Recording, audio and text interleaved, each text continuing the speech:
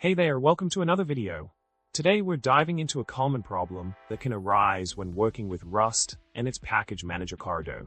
Picture this. You're exploring the dependencies section of your Cargo.toml file and come across an entry that seems a bit confused.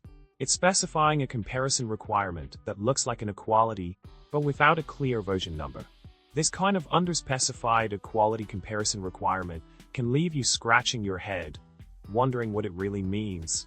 So, let's talk about the solution to this little conundrum.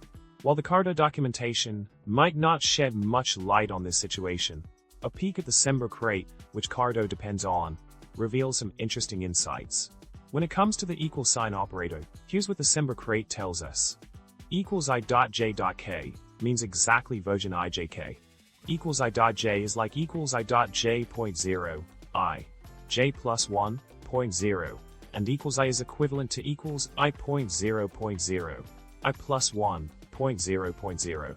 In practice, an underspecified equality comparison requirement seems to work like a tilde requirement, such as 1.2, as seen in the Cargo.log file. Solution aside, it's essential to remember that Cargo doesn't explicitly document this behavior.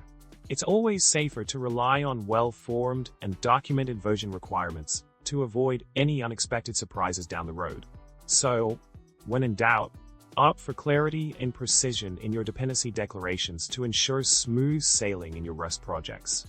To wrap things up, remember to stay clear and intentional when specifying your dependencies in Rust projects.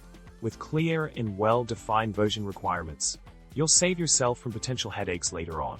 Thanks for tuning in today. Don't forget to subscribe, hit the like button, and drop a comment below with your thoughts. Until next time, happy coding!